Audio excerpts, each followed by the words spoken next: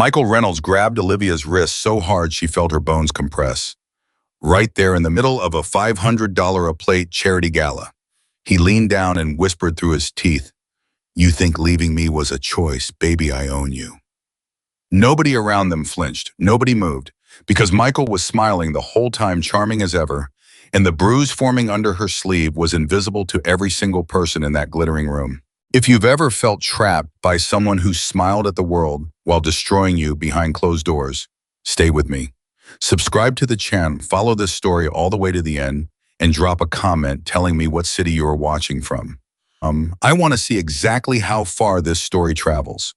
The gala had been Olivia's idea of a fresh start. 3 weeks out of the worst relationship of her life, she had forced herself to buy a new dress, a deep navy blue that her coworker Dana called quietly devastating.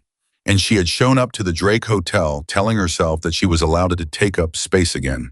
She was allowed to be in a room without apologizing for it. She was 29 years old, she had built her career with her own 2 hands, and Michael Reynolds did not get to take this city from her too. She had been doing fine, right up until the moment she wasn't. She saw him from across the ballroom at exactly 9:47 p.m. because she had been glancing at her watch, calculating how soon she could leave without it looking like she was running. And when she looked up from her wrist, there he was, Michael, standing at the entrance in a charcoal suit that probably cost more than her monthly rent, shaking hands with the event coordinator, laughing at something with that easy practice laugh that had once made her feel like she was the luckiest woman in the room. Now it made her stomach drop straight through the marble floor. Her first instinct was to stay still. Don't move. Maybe he won't see you. Maybe you can slide behind the group near the bar. Maybe his eyes cut across the room like a blade and they found her in exactly 2 seconds flat. Michael Reynolds had always been able to find her. That was something she used to think was romantic. Now she understood it for what it was. He started walking toward her. Olivia set her champagne glass down on the nearest tray, turned and walked the other direction. Not a run, just a very deliberate, very controlled walk toward the far corridor, toward the hallway that led to the service areas and the hotel's back passages. She had scoped this out earlier, not because she expected to need it, just out of habit. 3 years with Michael had turned her into a woman who always knew where the exits were. The hallway was quieter, longer, lined with closed doors and pale gold sconces that hummed faintly. The sounds of the gala softened behind her, the string quartet fading to something almost gentle. And for a moment, she thought she'd made it. She thought she had just enough distance. Then she heard the door swing open behind her. Olivia! Her name in his mouth still sounded like a leash. She stopped walking, stood straight, told herself not to turn around, told herself to keep moving, told herself, "You look good," Michael said. His voice was light, conversational, the kind of voice people use when they're very confident about the outcome of a situation. "That dress is new. Did you buy it for tonight? Were you hoping I'd be here?" "I didn't know you'd be here, Michael, but here we are." She heard his footsteps close the distance between them, slow, unhurried. He had never needed to rush. She had always been the one who stayed. "I've been thinking about you," he said, "a lot. I think we made a mistake." "I didn't make a mistake." "Olivia," his voice hardened just slightly at the edges, just enough. "Let's not do this, not here. Come outside with me and let's talk like 2 adults. She turned around then because she needed to see him to calculate how much room she had. That was the thing about living with someone for 3 years. You learn their geometry. You learn how much space they took up, how fast they moved, how much warning you got before things shifted. Michael was about 8 feet away.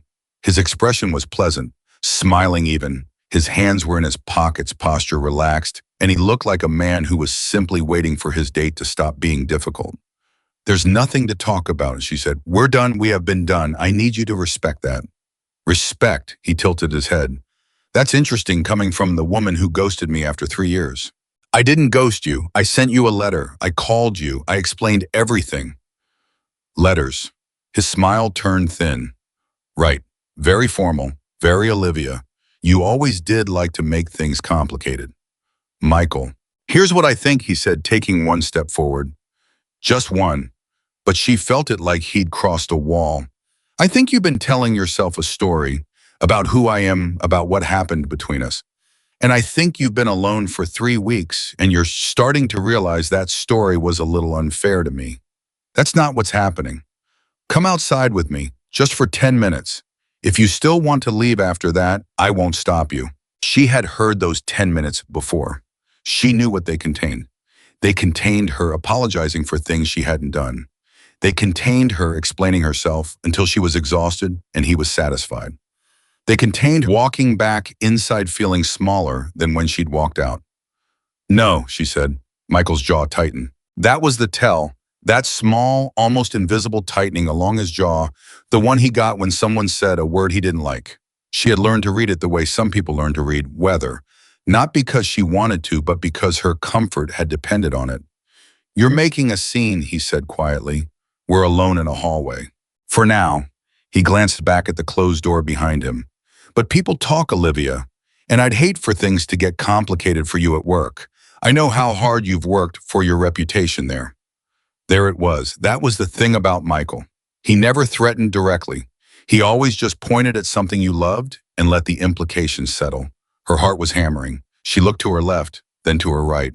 The hallway extended maybe 40 feet before curving, and there near the curve, standing slightly apart from everything, like he had materialized from the shadow itself, was a man. He was tall, not in a way that announced itself, but in a way that simply was. Dark suit, still hands. He was holding a drink he hadn't touched, and he was looking at nothing in particular, just standing in the way that certain people stand when they are completely at ease with silence. Olivia had less than 2 seconds.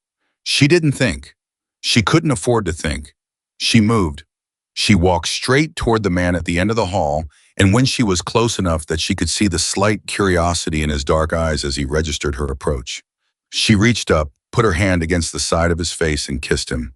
It was a real kiss. That surprised her. She had meant for it to be brief, a press of lips, a performance, but the moment her hand touched his face, she felt him go completely still. And something about that stillness made her hold on a half-second longer than she planned. She pulled back. I was looking at her.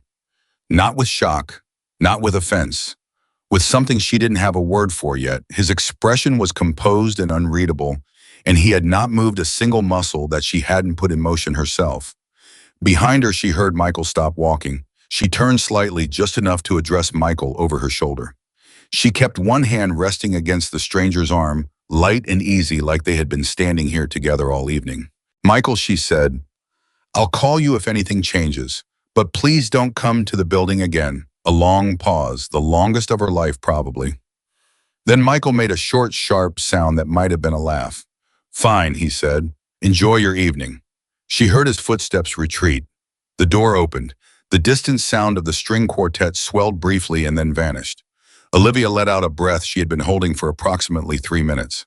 She removed her hand from the stranger's arm and took a step back. I am so sorry, she said immediately. I am genuinely, completely sorry for that. I know you don't know me. There was a situation and I made a very impulsive decision and you didn't consent to that, and I'm sorry. The man looked at her. He still hadn't moved.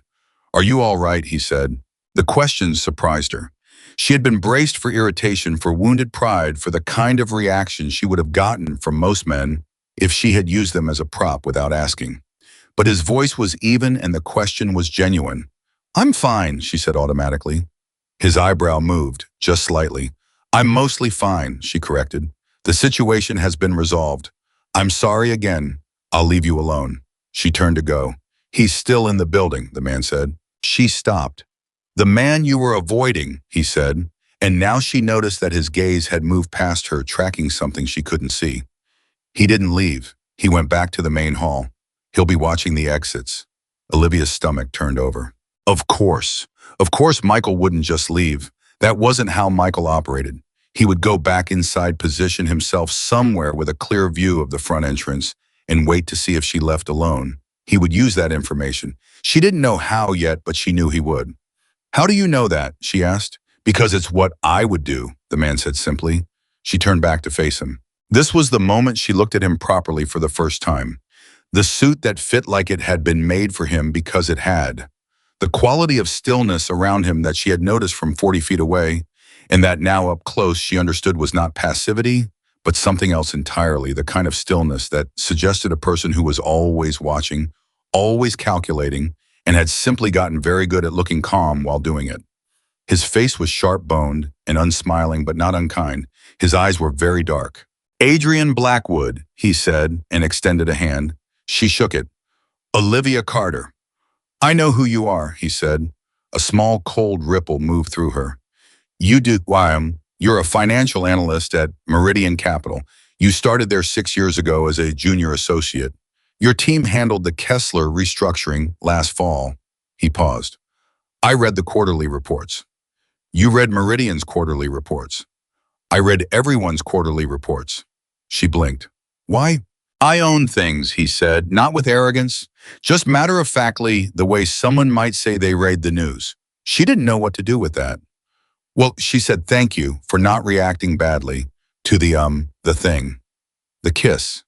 "Yes, that." He nodded once. Then he looked past her again and something in his expression shifted just slightly. Not alarm, but the subtle recalibration of someone who has just updated a calculation. "He's talking to someone," Adrian said. "Someone who will probably recognize you. I'd suggest not walking past the main hall in the next few minutes." "Are you watching him right now?" "I'm watching the hallway." "Is there a difference?" Something moved at the corner of his mouth. It wasn't quite a smile, but it was adjacent to one. "There's a side exit through the service corridor," he said. "Third door on the left. It takes you to the street 2 blocks west of the main entrance. You know the hotel's layout." "I own this hotel," he said. Olivia stared at him. "You own the Drake Hotel, among other things." She looked at him for a long moment. She was good at reading people. It was part of what made her good at her job. The ability to look at a set of numbers or a set of behaviors and understand the story underneath. And Adrian Blackwood, standing in this hallway with a drink he hadn't touched and a knowledge of exits that rivaled her own, was a very complicated set of numbers. "Why are you helping me?" she asked. "You had a problem," he said. "I had information that solved it. It's a simple transaction." "Most people don't think that way." "Most people aren't paying attention," he said. She almost smiled at that, almost. "Thank you," she said, "for the exit information and for the other thing." "Go home safely, Ms. Carter," he said. She walked toward the third door on the left. She didn't look back. She told herself she wouldn't think about Adrian Blackwood again. She was wrong about that. She found out 2 days later exactly who he was. She hadn't searched for him. She wanted to be clear about that, at least to herself. She hadn't gone looking. But the morning after she got home from the gala, her coworker James had slid the business section of the Tribune across her desk and said, "Did you see this Blackwood Capital just acquired the Meridian portfolio?" She had looked down at the paper, and there he was. The photo was from some financial summit 6 months ago. He was standing at a podium in a room full of people who looked like they ran things, and the caption read, "Adrian Blackwood, CEO of Blackwood Capital and chairman of the Blackwood Group, addresses the Chicago Economic Forum." "He's buying us," Olivia said. "Not us specifically, just the portfolio. It's a restructuring move, apparently. Blackwood does this. He comes in, buys distressed assets, and then either turns them around or dismantles them for parts." James picked the paper back up. "Cold but effective. The man's worth about $8 billion last I heard. Nobody really knows much about him beyond the business stuff. He keeps his private life locked down tight. $8 billion. She thought about the hotel. "I own this hotel, among other things." "Do you know anything else about him?" she asked, carefully casual. James shrugged. "He grew up in Chicago, old money family, the kind with some complicated history. There's been some talk over the years, rumors, nothing proven about where the original Blackwood money came from back 2 or 3 generations. But Adrian's kept the current operation completely clean. Legitimate real estate, tech investments, a few medical ventures. Whatever the family was before he's made it into something you could put on the front page." "What was the family before?" James glanced around, mildly theatrical. "You didn't hear this from me, but the old Chicago talk, and this is old, going back to his father's time, maybe his grandfather's, was that the Blackwood name meant something underground. Organized, connected, not the kind of connected that gets you on the alumni board." He lowered his voice anyway. "Some people still call him the Black Wolf, like it's an inherited title or something. Old city nickname, but that's ancient history." Olivia folded the newspaper very carefully. "The Black Wolf. She thought about the stillness, the way he had tracked Michael's movement through the hall without appearing to watch, the ease with which he had known the hotel's layout, the complete absence of surprise when a stranger had kissed him in a corridor. Right, she said, ancient history. She went back to her desk and stared at her spreadsheets and told herself this was not her story. Except it kept becoming her story. 2 days after that, Michael showed up at Meridian Capital. He didn't come inside. He stood on the sidewalk across the street and he waited. Olivia saw him from the fourth floor window at 2:15 in the afternoon, standing in the February cold with his coat unbuttoned, in that way he always did, like temperature was something that happened to other people. She stood at the window for 60 seconds. Then she went back to her desk and called the front desk and told them not to allow Michael Reynolds into the building under any circumstances. Has he been here before? The receptionist asked. He will be, Olivia said. She was right about that too. He came back the next day.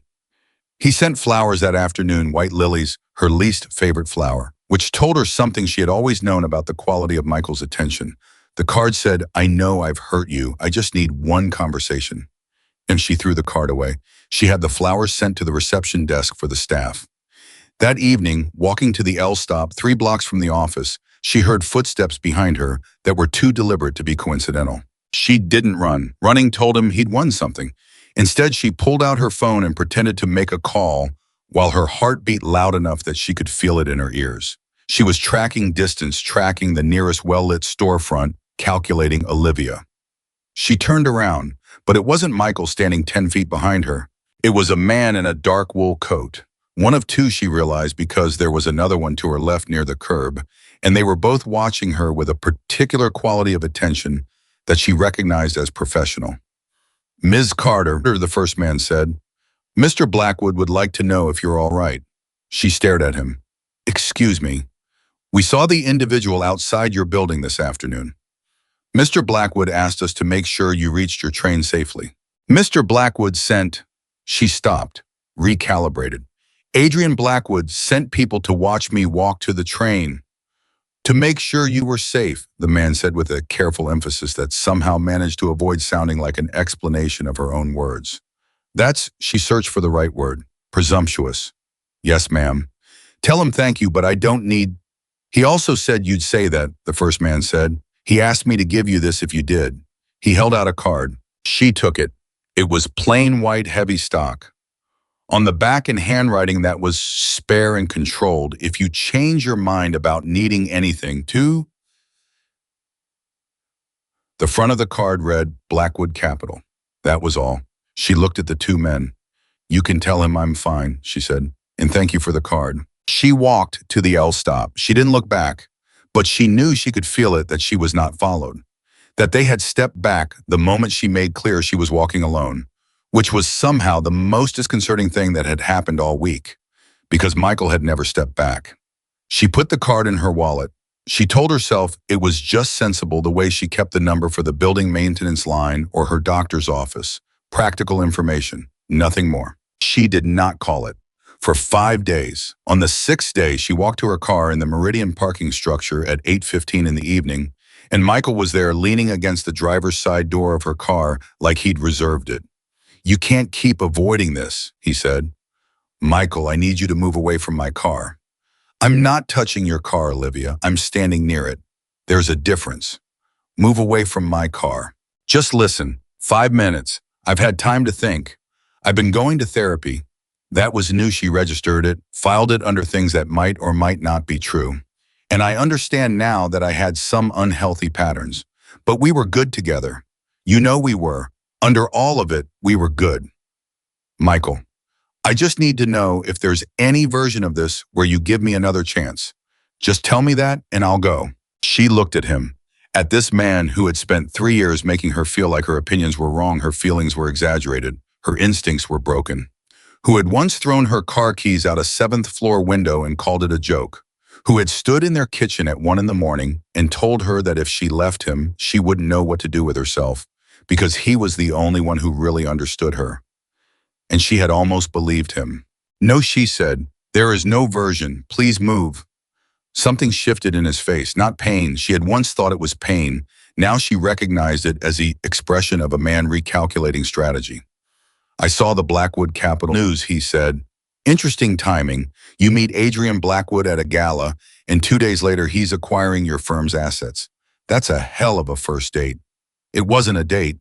No, what was it then? It was a business transaction, she said, and was surprised to hear herself use Adrian's word for it.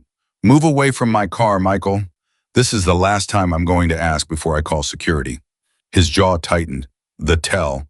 But this time he moved. He walked past her without touching her, and the way he didn't touch her felt deliberate, like a threat deferred rather than a threat abandoned. He walked toward the parking structure elevator, and she stood very still until the doors closed behind him.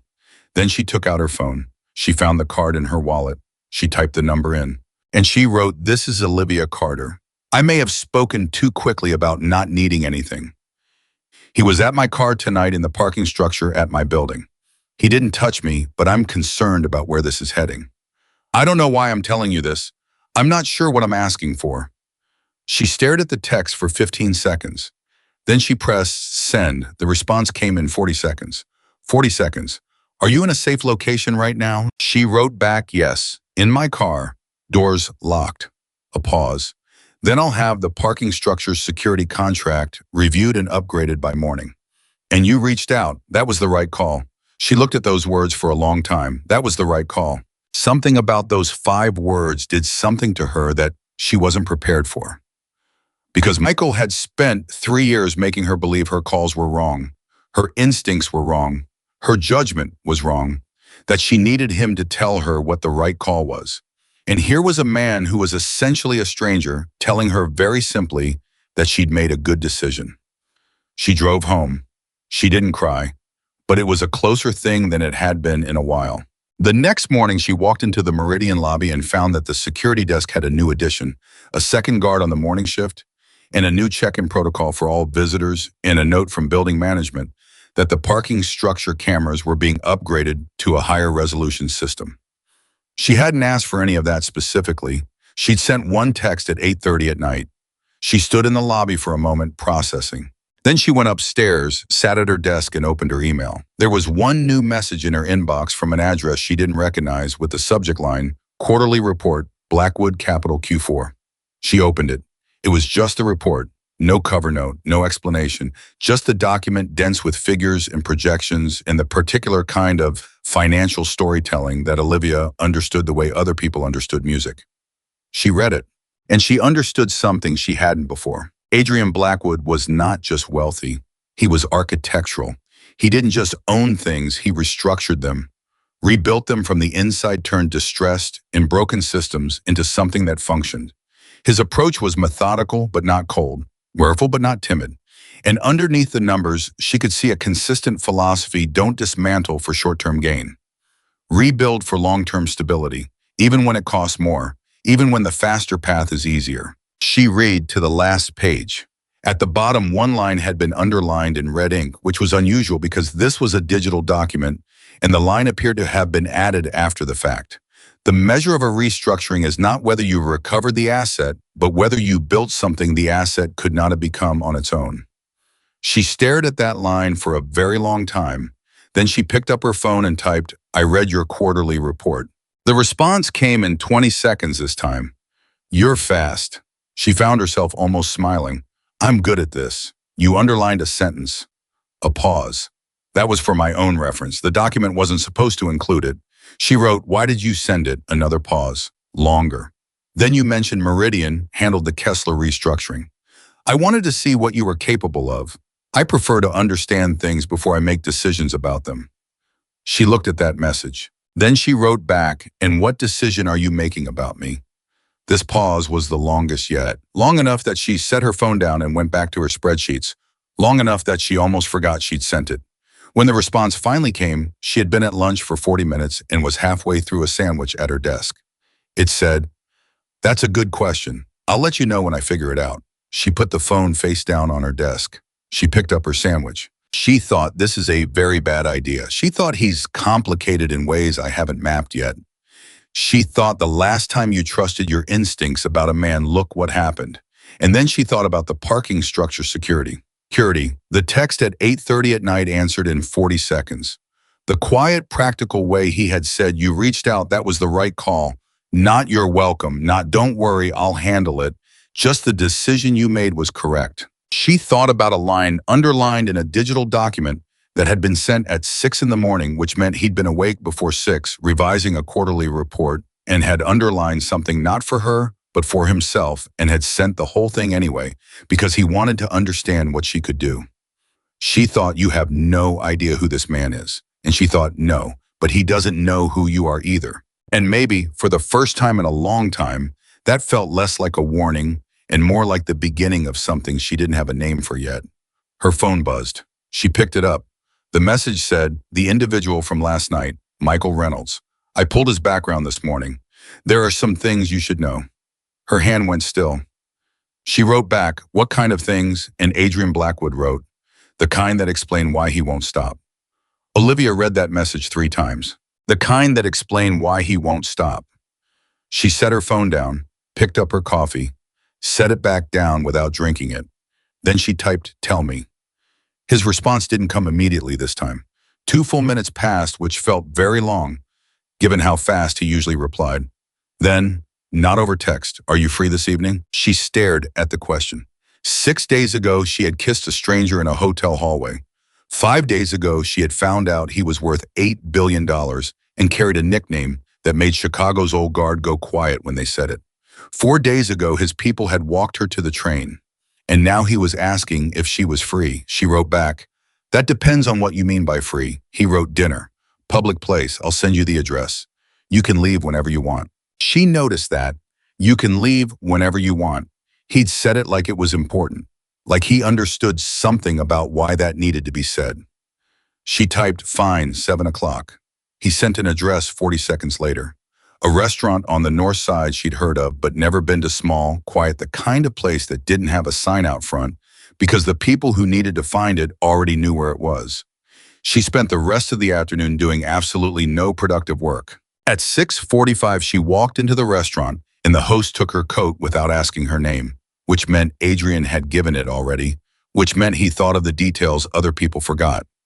She was seated at a corner table with a clear view of both the entrance and the kitchen, which she registered immediately because she always registered exits and sightlines now, and she was still thinking about it when Adrian walked in at exactly 7.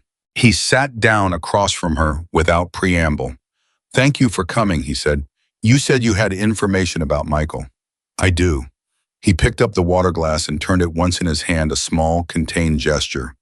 "But first, how are you, the parking structure?" "Last night." "I'm fine." His eyes held steady on her face. "I'm genuinely fine," she said. "He didn't touch me. He said what he came to say, and he left when I told him to." "He left when you told him to," Adrian repeated, and the way he said it told her he was filing that away. That's new behavior for him. She felt something tighten in her chest. "You do know something about him." Michael Reynolds, age 34, corporate attorney, partner track at his firm, though that's been complicated recently. 2 prior restraining orders, one in Milwaukee filed by a woman he dated 4 years ago, one in Indianapolis 18 months ago. Different woman. Both orders let expire because the women relocated. He paused. "He has a pattern." The room went very quiet around Olivia. "2 restraining orders," she said. "2 that I could find in 48 hours, Adrian said, which implies a methodology. He selects women who are professionally established, socially connected, less likely to report because they're worried about how it will look. He applies pressure gradually, and when they finally leave, he escalates until they either give in or disappear." "I didn't disappear," Olivia said. "No," Adrian said. "You didn't. I was going to use my job against me," she said. "He said things would get complicated for me at work if I made a scene." "He's already tried." Adrian's voice was completely flat when he said it. No inflection, no temperature, just the delivery of a fact. "He contacted 2 senior partners at Meridian last week, told them he was concerned about your mental state following your breakup, framed it as caring about you, used language that implied instability." Olivia's hand tightened around her water glass.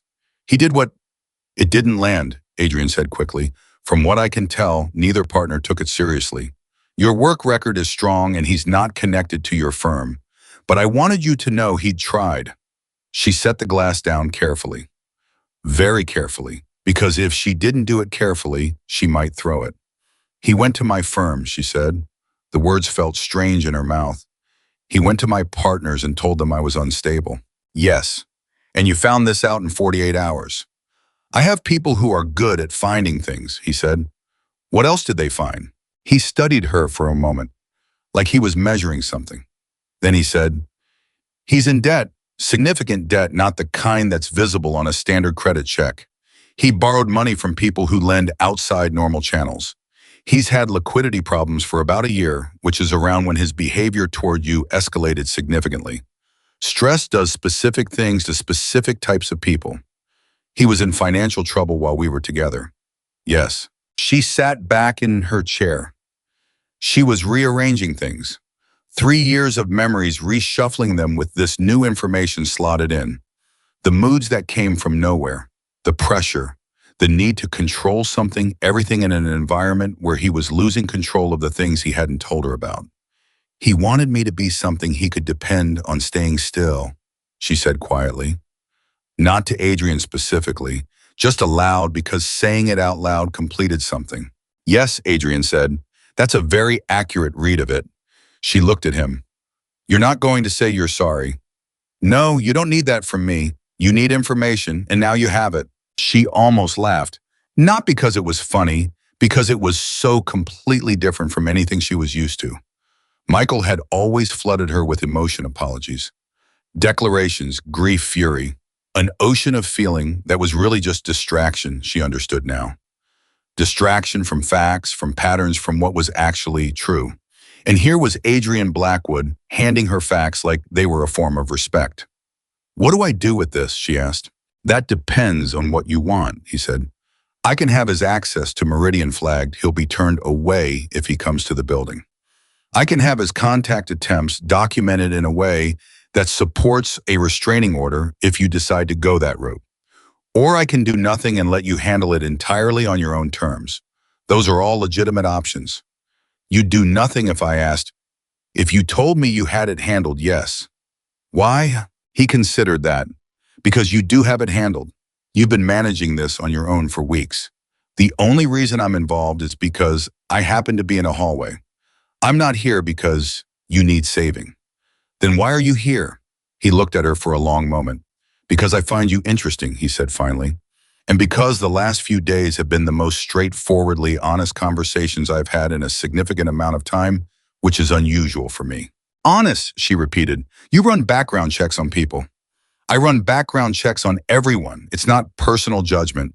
It's information management. Do you do this for everyone you have dinner with? I don't have dinner with people, he said. She paused. Then what is this an exception, he said simply. The food arrived. She hadn't looked at the menu. Apparently he had ordered for the table, which would have annoyed her, except that everything that appeared was exactly what she would have chosen. She noticed that too. They ate, they talked. And what surprised Olivia was how easy it was, not comfortable in the soft, unchallenging way that conversations with people who were avoiding something tended to be, but easy, in the way that a real conversation is easy when both people are paying attention. He asked about the Kessler restructuring, and she explained it, and he listened without waiting for his turn to speak. She asked about Blackwood Capital's acquisition strategy, and he answered without the performative deflection. Most powerful men use when they wanted to seem accessible without actually giving anything away. He gave things away. Small things, carefully chosen, but real.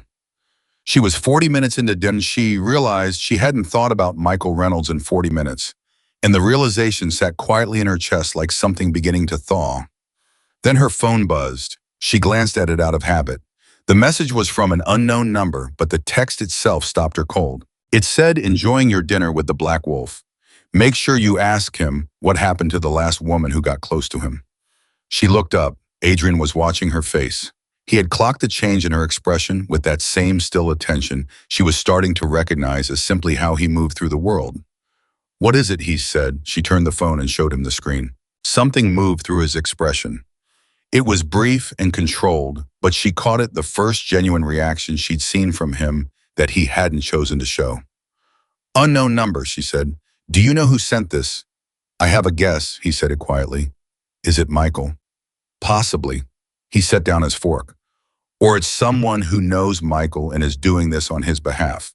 Either way, they have your number, they know where you are right now, and they know who I am. The implications settled over the table. They had been watched. Tonight. This dinner that was supposed to be in a restaurant that didn't have a sign out front. You said this place was private, she said. It is private, which means someone put in some effort. He picked up his phone and typed a message. Brief 2 words. She couldn't see what it was. He said it back down. We'll know more within the hour. I'm sorry this is not the evening I intended. What happened, she said. The message said the last woman who got close to you. What does that mean? He was quiet for a moment. 3 years ago, he said, a woman I was seeing was targeted by someone who was trying to put pressure on me. It was business. She was used as leverage. She wasn't hurt, I made sure of that, but she was frightened, and the experience was significant. We ended things. She moved to London. He paused. I haven't let anyone close since, professionally or otherwise. So they were trying to warn me off, Olivia said. Probably. By threatening to do the same thing to me that they did to her. Probably. She looked at him steadily. Who are they? There's a man named Victor Crane, Adrian said. He was a business associate of my father's. When I took control of Blackwood Capital and started restructuring, removing the parts of the business that weren't clean, Victor lost significant income. He's been applying pressure in various ways for 2 years. He works through intermediaries. He never gets his hands directly involved. And Michael is one of his intermediaries. Michael owes money to people connected to Victor. It's possible someone introduced them with this specific use in mind. His jaw tightened almost imperceptibly. I should have seen that faster. You found out about Michael's debts in 48 hours.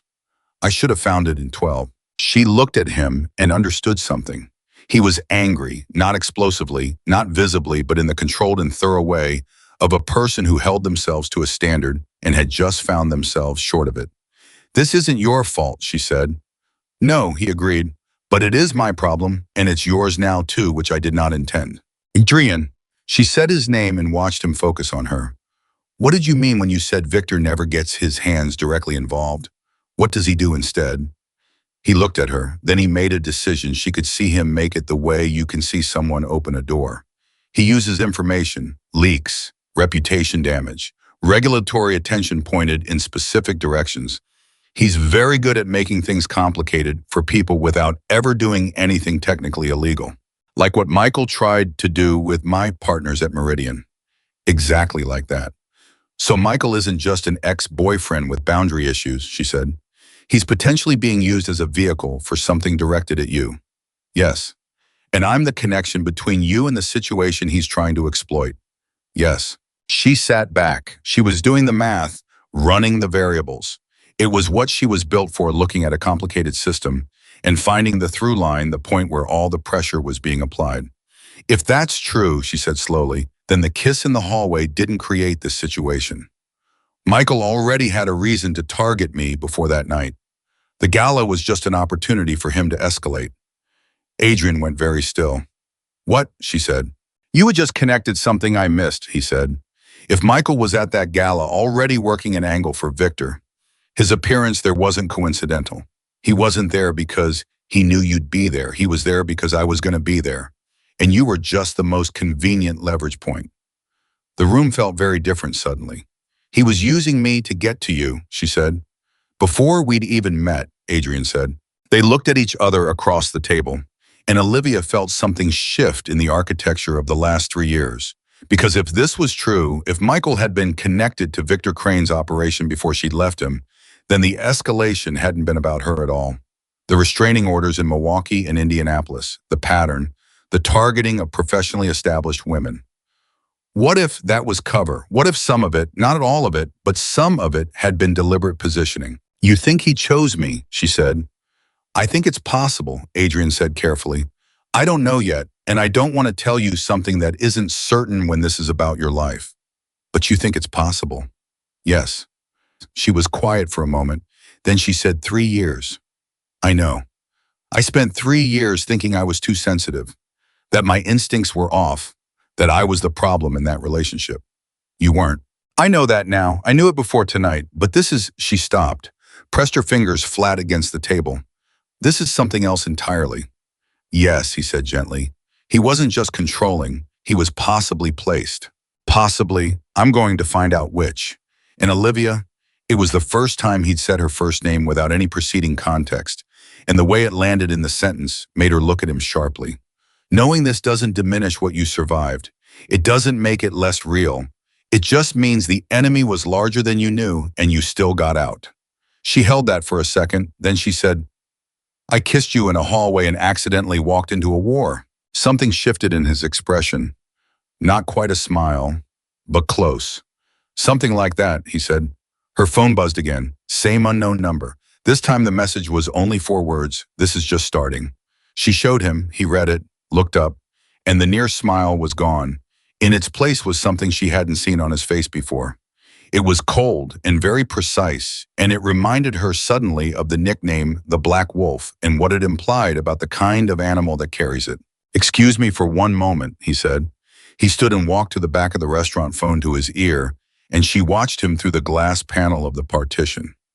He spoke for about 90 seconds. She couldn't hear the words. She could read the quality of the conversation. Short sentences, no pauses, the cadence of someone issuing directives rather than having a discussion. He came back, sat down.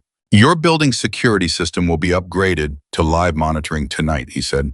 There'll be someone outside your apartment until we know more about what Victor's angle is.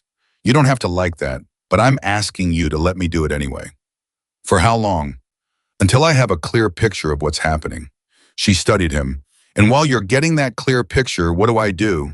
Stay home, stop living my life. Absolutely not, he said. And it was the firmness of it, the complete lack of hesitation that got her. You go to work. You go wherever you need to go. You don't change your life for these people, because the moment you start shrinking is the moment they win something. She thought about Michael's voice in the hotel hallway. You think leaving me was a choice? She thought about 3 years of making herself smaller so there would be less of her for him to criticize. She thought about the way she had walked into that gala in a new dress, telling herself she was allowed to take up space. Okay, she said. Okay, he said. They finished dinner. He paid before she could offer, but he did it quickly and without ceremony, just a card passed to the server without making a production of it. He walked her out. Outside on the sidewalk, a car idled at the curb, his clearly, and he opened the door for her without asking, but then stood back. If you'd prefer to take the I'll take the car, she said. Thank you. She got in. The door closed. She looked out the window as the car pulled away and saw Adrian standing on the sidewalk watching it go, hands in his pockets, the same stillness around him that she'd noticed in the hotel hallway 9 days ago. Like a man who had learned to be alone and made peace with it and wasn't sure what to do now that something was shifting. She faced forward. She thought, I walked into this completely by accident. She thought, and Michael may have engineered the whole thing from the beginning. She thought 3 years of my life. She didn't cry in the car. She had cried enough in the last 3 years for a lifetime, and she was done. What she felt instead was something colder and cleaner. Something that felt a lot like the moment before you start to run, not in fear, forward. The car dropped her at her building. The new security guard at the desk nodded at her. She rode the elevator up to her floor. She unlocked her apartment and walked inside and stood in the silence of the place she had rebuilt for herself after leaving the apartment that was only hers, and she said out loud to no one, Okay, if this is a fight, then it's a fight. Her phone buzzed. Adrian, did you get in safely? She typed back, yes, one question. He replied, go ahead. She wrote, Victor Crane. What does he actually want? What's the end game? A longer pause this time. Then he wants Blackwood Capital destabilized enough that he can move back into the markets my father's generation controlled. He wants the restructuring reversed. He wants the old system back. She wrote, and you're the only thing standing between him and that. He replied, yes. She thought for a moment. Then she typed, then I'm not just a bystander in this, am I? Because he's already tried to use me once, and now he knows you've been in contact with me. His response took 30 seconds. When it came, it was the most honest thing he'd said all evening, which was saying something because he had been very honest. He wrote, no, you're not a bystander. And I'm sorry for that, I genuinely am. She read it twice. Then she wrote, don't be sorry, be useful. She put the phone face down on her kitchen counter and went to the window and looked out at the city Chicago at 10:30 on a February night. Lights everywhere, the lake, somewhere in the darkness, past the buildings, the whole enormous machinery of the city running without pause. She had spent 3 years letting one man convince her she was a small thing, and it turned out she was a piece on a board she hadn't known existed, which was a different problem entirely, but one that she was surprised to find less afraid of than she'd expected. Because she knew how to read a board, she turned away from the window, walked to her laptop, opened it, and began pulling everything publicly available on Victor Crane company filings, business registrations, legal history, the kind of paper trail that a man who never got his hands directly involved would have tried to keep clean and therefore would have underestimated how much someone like her could read between the lines of. She worked until 2 in the morning. She found 4 things. And when she was done, she typed a message to Adrian. "Are you awake?" He replied in 15 seconds. "Yes," she wrote. "I found something in Victor Crane's 2019 regulatory filings." "Can we talk tomorrow?" He replied. "I'll come to you. 9 a.m. if that works." She wrote, "Make it 8. I have a board to read." His response was immediate. And this time, unmistakably, it was a smile. 8 it is. Adrian arrived at 7:58. Olivia had the door open before he knocked, which told him she'd been awake for a while. She was already in her work clothes, dark trousers, a gray sweater, hair pulled back in the way she wore it when she was focused, rather than trying to appear focused, which was a distinction he had already learned to read. She handed him a coffee without asking how he took it. It was black. It was right. He looked at the coffee, then at her. "I read the filing," she said, walking back to her laptop without ceremony. "Sit down." He sat. He looked at the screen as she turned toward him. She had been working since 2 in the morning. He knew that because his security contact had flagged her lights on at that hour, not because he was surveilling her, but because the building's new monitoring system treated unusual activity as reportable, and what she had built in 6 hours was something his own analysts had not produced in 2 years. Victor Crane filed a corporate restructuring notice in 20, she said. Standard documentation. Looks clean. But he listed a subsidiary called Creston Advisors as a passive holding entity, which should mean it has no active role in operations. She tapped the screen. Except Creston Advisors appears in the vendor records of 3 separate firms that Blackwood Capital acquired between 2020 and 2022 as a contracted service provider, which means a supposedly passive entity was actively billing companies that Adrian Blackwood was in the process of absorbing. Adrian set down the coffee. "That's not possible," he said. "Our acquisition due diligence would have flagged any existing vendor relationships." "It would have," Olivia said, "if Creston was listed correctly. But in each case, the billing ran through a third-party administrator, different name, each time.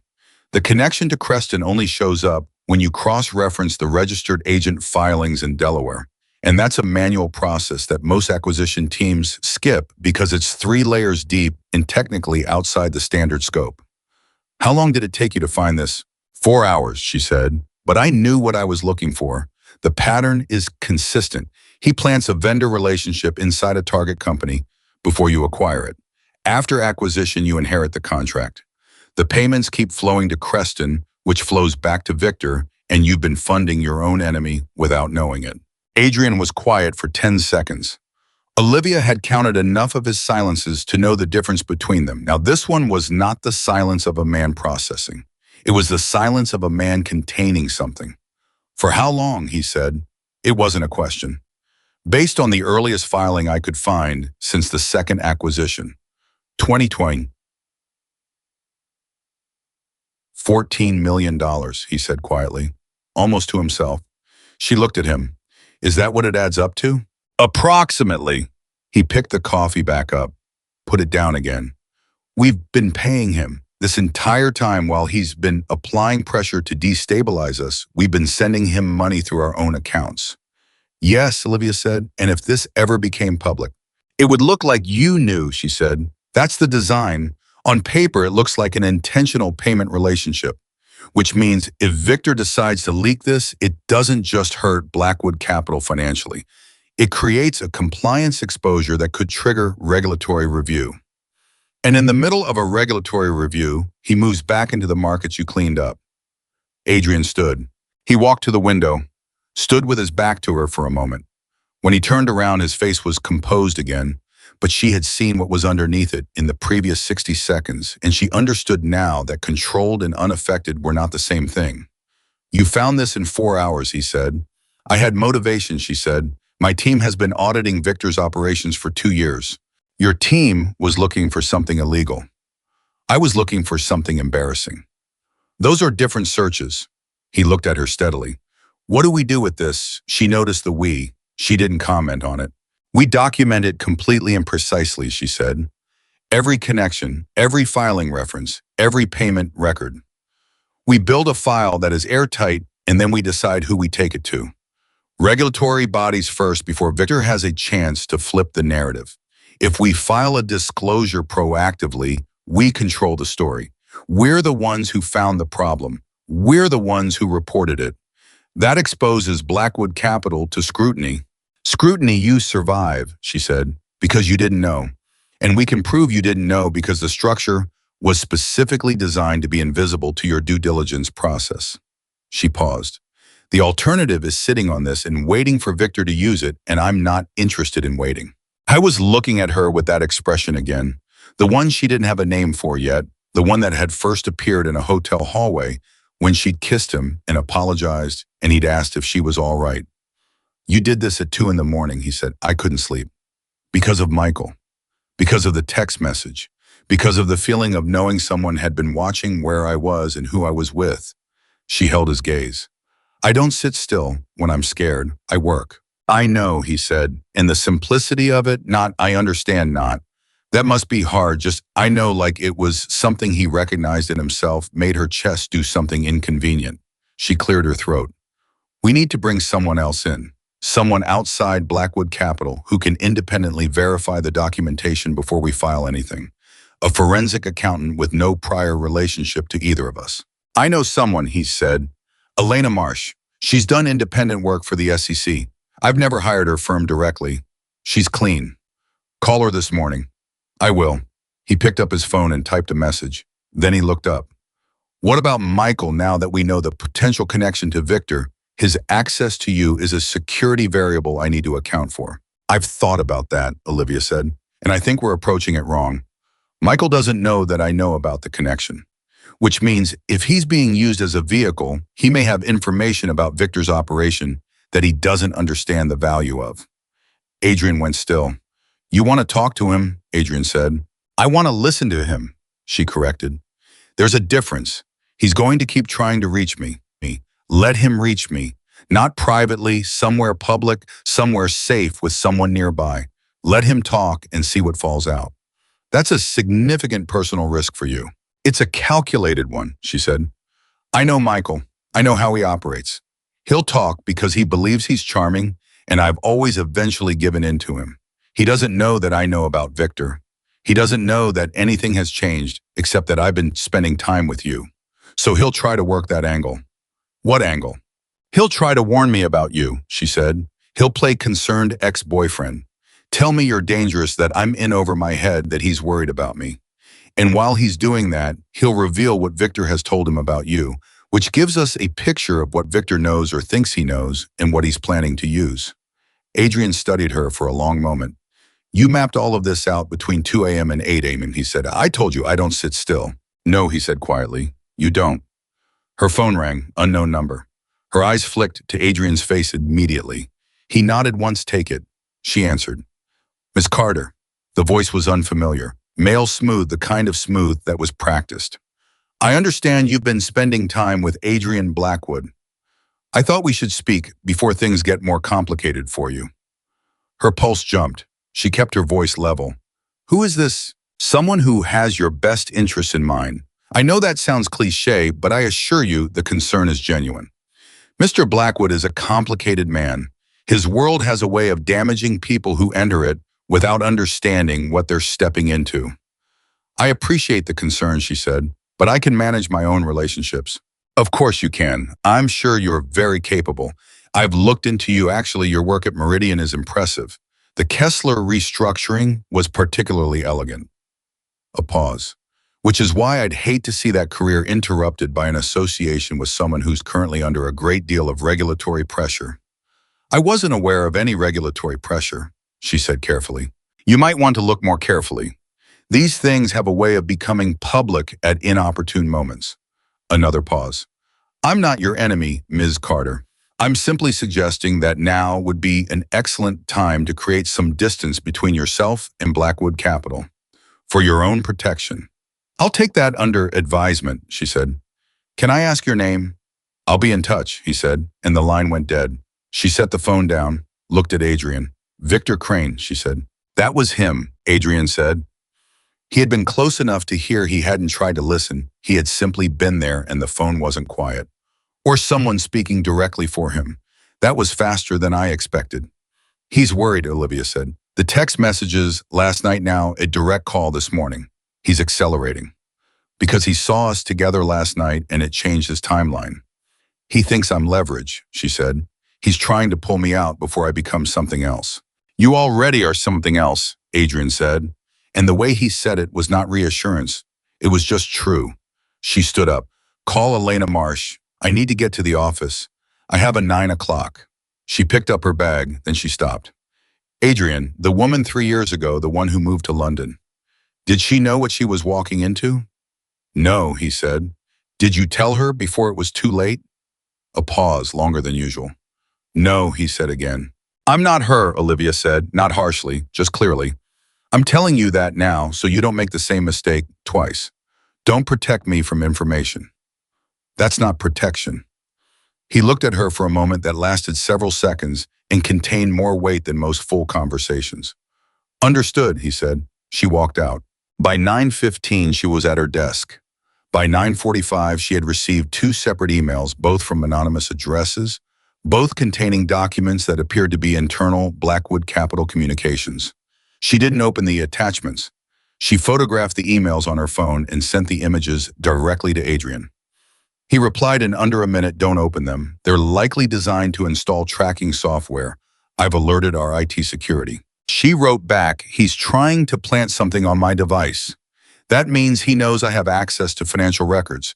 He's worried I'll find more. Adrian, he's right to be worried. She put the phone in her drawer and went back to the work on her screen, actual Meridian work, a client portfolio review that needed her full attention. She gave it her full attention. She had learned that compartmentalization was a survival skill. You could hold a crisis in one part of your mind and do your job in another. Michael had taught her that, though not in the way he'd intended. At noon, her coworker James appeared at her office door. Someone's here for you, he said, at the front desk. He doesn't have an appointment. He says he's an old friend. She knew before she asked. What's his name? Reynolds, James said. She stood up. She thought about what she'd said to Adrian that morning. I know Michael, I know how he operates. And she thought about the plan she'd laid out, controlled environment, safe location, listen and let him talk. This was not that plan. This was Michael deciding to move on his own timetable, which meant something had shifted for him this morning. Tell him I'll be down in 5 minutes, she said, and asked Marcus to stay at the security desk. James looked at her for a second. You sure? Yes, she said, and thank you. She texted, Adrian, Michael is at Meridian. Lobby, I'm going to talk to him. 5 minutes. The reply was immediate. I'm 12 minutes away. Keep him talking. She put the phone in her pocket and rode the elevator down. Michael was standing at the edge of the lobby, away from the desk, hands in his coat pockets. He looked like he hadn't slept well. There was something different in his posture, tighter, more urgent. When he saw her step off the elevator, he crossed toward her immediately. Thank you for coming down, he said. You didn't give me a lot of options, she said. What do you want, Michael? I need you to listen to me, please, just for a few minutes. I'm listening. He glanced at Marcus behind the security desk, then back at her. Can we go somewhere private? No, she said. Here is fine. Something flickered in his expression. He absorbed it. Okay, fine. He lowered his voice. Adrian Blackwood is not who you think he is. I know you've been seeing him. I heard about the dinner. Olivia, the man, has a history, his family's history, things that don't just disappear as he puts on a clean face. What kind of things? She asked. Criminal connections. People got hurt, Olivia. People who got in the way of what the Blackwood family wanted. And he's still connected to all of that. The legitimate business is a front. A front for what? She said. He hesitated, just slightly. The hesitation of a man deciding how much of what he'd been told he was authorized to share. And Olivia caught it. She cataloged it. There are organizations in this city, Michael said carefully, that have been operating for decades. Blackwood's grandfather built relationships with them. His father maintained them. Adrian hasn't severed those relationships. He's just restructured who's visible. The people at the top are different. The structure underneath is the same. Who told you this? She said. It's common knowledge in certain circles. Which circles? Olivia. Michael, who told you this specific information? He shifted his weight.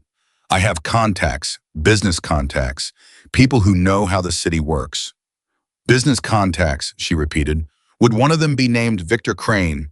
The color left Michael's face. It was fast, 3 seconds, maybe 4, and then he recovered. But she had seen it. The absolute blank surprise of a man who had just heard something he didn't expect, followed by the careful reconstruction of an expression that was supposed to look natural and was therefore not natural at all. I don't know who that is, he said. Michael, she said quietly, I'm going to give you an opportunity right now. One opportunity. Tell me the truth about what you're involved in, and I will not use what I already know. But if you walk out of this lobby lying to me, I can't protect you from what comes next. Protect me. He actually laughed. Short, sharp. You can't protect anyone. You think because you spent a few evenings with a dangerous man, you understand what's happening. You're a financial analyst, Olivia. This is not your world. You're right, she said. 3 weeks ago, it wasn't. But I've done a significant amount of learning since then. She met his eyes. How long have you been working with Victor Crane? His mouth tightened. Since before we were together, she said. Or did that come after nothing? The jaw, the tell. Since before, she said, not a question anymore. You don't know what you're talking about, he said, but his voice had changed.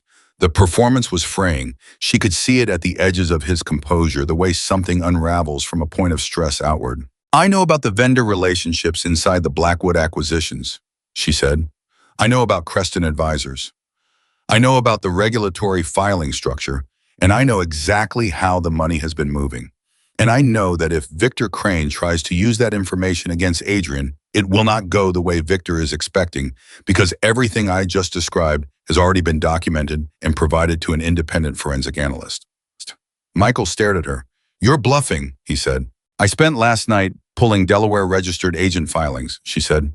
I don't bluff with things I've already proven. The lobby was very quiet. Marcus was pretending to look at his monitor. The elevator behind Olivia dinged, and she heard the doors open, and she didn't look away from Michael. But she felt Adrian step into the lobby behind her. She didn't know how she felt it, the change in the air, the shift in Michael's eyes as they moved to the point behind her left shoulder. Whatever it was, she felt it. Michael, Adrian said. His voice was exactly what it had been at the dinner table the night before, even uninflected, carrying the weight of a man who had decided something rather than a man who was still deciding. This conversation is over. We're having a private discussion, Michael said, but the confidence had drained out of it. You came to her place of work, Adrian said. You've sent messages to her colleagues. You've appeared at her building. Every one of those actions is documented. He paused. You're going to leave now. You're going to tell Victor Crane that whatever angle he had involving Olivia is no longer viable. And you're going to spend the next 48 hours considering whether your debt situation is worth the consequences of continuing in the direction you are currently moving.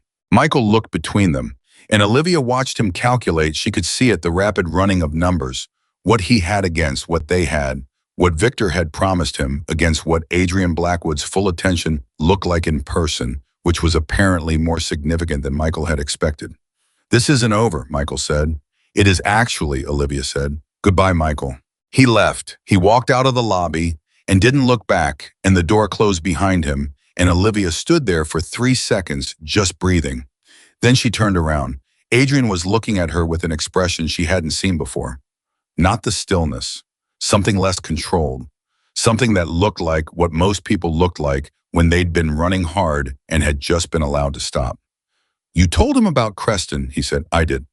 That was not the plan. No, she agreed, but he was lying and I was tired of it, and I wanted him to know that this is not the board he thinks he's playing on. She paused. Was that wrong? Adrian looked at her for a long moment. Then, it was the right call. She almost smiled. There were those words again. He'll go straight to Victor, she said. Yes, Adrian said, which means Victor will know we have the Creston documentation and he'll move faster. Whatever he was planning, he'll accelerate it. Then we need to file before end of business today, she said. Elena Marsh confirmed an hour ago she can have a preliminary report by 4 p.m. Then we file at 4:30, Olivia said. Yes, he said. Then more quietly, you were right this morning about not protecting you from information. I want to be clear about what filing today means. It means Victor Crane's operation gets exposed, she said. It means he has nothing left to protect, Adrian said. Men who have nothing left to protect are more dangerous than men who are working a long game. Today, once we file, we move from the phase where he's applying pressure into the phase where he has no more pressure to apply. What comes after that is less predictable. She held his gaze. I know. And I've been in an unpredictable situation since I kissed a stranger in a hotel corridor, she said. I stopped being scared of it somewhere around 2 in the morning when I found the fourth filing. Something happened in his face. It was brief and he reined it back in, but she caught it the same way she had caught Michael's tells, except that this one felt entirely different. This one felt like something a private person does accidentally when they forget for a moment to be private. Olivia, he said. 4:30, she said. Let's not be late. She turned and walked back to the elevator. She pressed the button. Waited. And while she waited, she thought about the woman in the hotel hallway 3 weeks ago who had run out of options and grabbed a stranger and made a mistake, so impulsive and so desperate that it should have been the worst decision of her life. She thought funny how things move. The elevator opened. She stepped in. At 3:57 p.m., Elena Marsh sent the preliminary forensic report to Adrian's secure server, 14 pages. 4 verified connection points between Creston Advisors and Victor Crane's personal holdings. 19 documented payment transactions spanning 3 years. The analysis was clean, methodical, and completely damning. At 4:22, Adrian forwarded it to the SEC's Chicago regional office with a cover letter from Blackwood Capital's legal team. The subject line read, Voluntary Disclosure, Undisclosed Vendor Relationships in Prior Acquisitions. At 4:29, Olivia's phone rang. Unknown number, she answered. You just made a very serious mistake, said Victor Crane's smooth, practiced voice. And this time, underneath the practice, there was something else. Something tight and furious and stripped of its earlier pleasantness. You have no idea what you've started. I have a reasonable idea, she said. You're a financial analyst who stumbled into something she doesn't understand. Walk away now and I'll make sure your career survives this. My career is fine, she said. It won't be, he said. I have documentation, communications between you and Blackwood Capital that suggest your involvement in the vendor relationship structure was not accidental, that you helped construct it, that you've been working with him for months. Her blood ran cold. She kept her voice level. Those communications don't exist. They will, he said. By morning they will, and the people who matter will receive them before you have a chance to explain. The line went dead. She stood absolutely still for 3 full seconds. Then she walked directly to Adrian's car. He was waiting in the parking structure. They had planned to go directly from the filing to his office to manage the response, and she pulled the door open and got in and said, he's going to fabricate communications. Documents showing I was involved in the Creston structure. He's going to send them tonight. Adrian looked at her. Then he picked up his phone and made a call. 2 words, all channels. He hung up. What does that mean, she asked. It means everyone who matters in this city's financial and regulatory community will have the verified forensic report, the SEC disclosure, and a full timeline of events in their inbox within the next 2 hours, he said, before Victor's fabricated documents exist. Can you do that in 2 hours? I can do it in 90 minutes, he said. She looked at him, at this man who had built his empire on the principle that you restructure before you dismantle, that you build something the asset could not have become on its own, who had spent 3 years cleaning up a legacy he hadn't chosen, who had stood in a hotel corridor on a February night, utterly still and not moved when a stranger kissed him, because he was always watching and always calculating, and had learned that the most important moments usually announce themselves quietly. 90 minutes, she said. Yes. Then drive, she said. They drove in silence for the first 4 minutes, which was not the silence of two people who had nothing to say, but the silence of two people who were both thinking fast and understood that the other one needed the space to do it. Adrian's office was 22 minutes from Meridian in evening traffic. Olivia spent the first 4 minutes replaying Victor Crane's voice on the phone.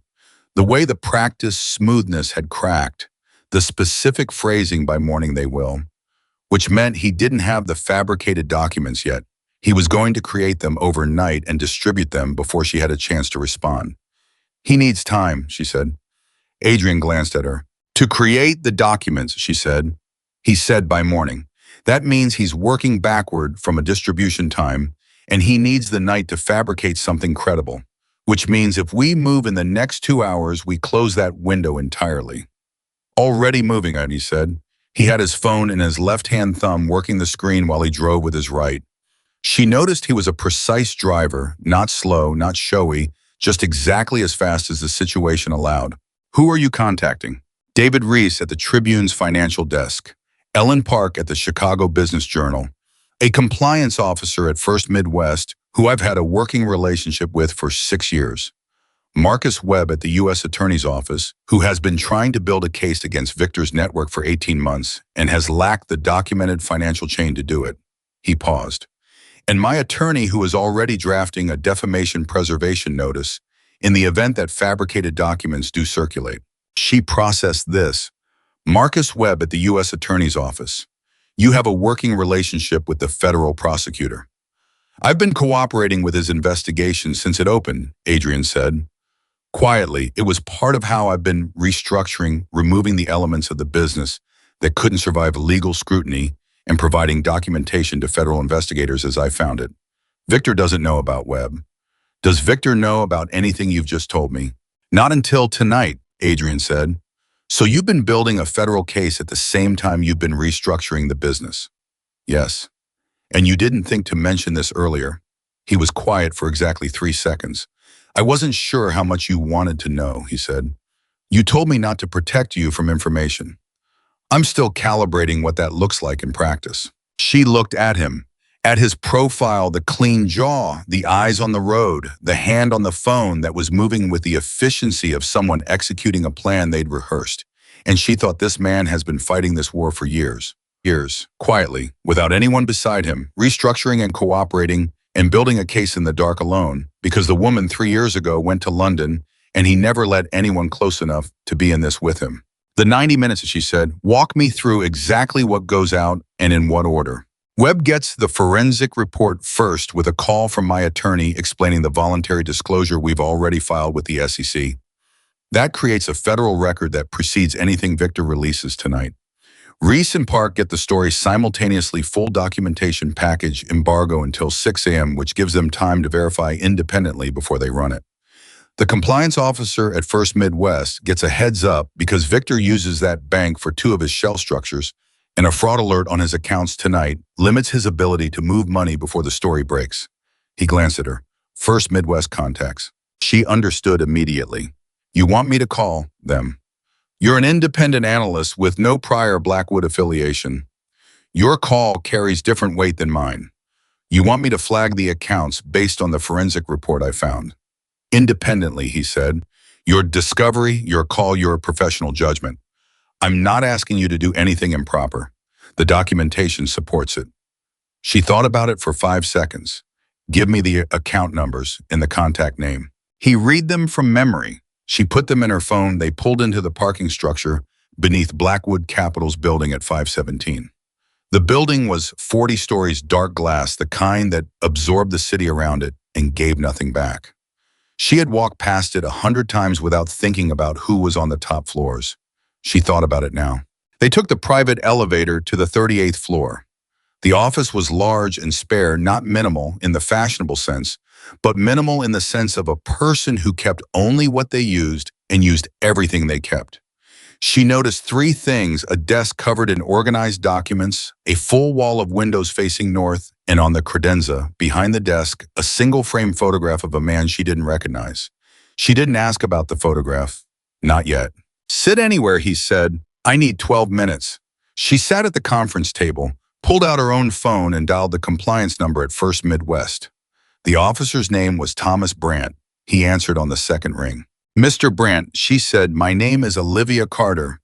I'm a senior analyst at Meridian Capital. I'm calling because I've been doing an independent forensic review, and I've identified what appears to be a structured shell entity arrangement through two accounts at your institution.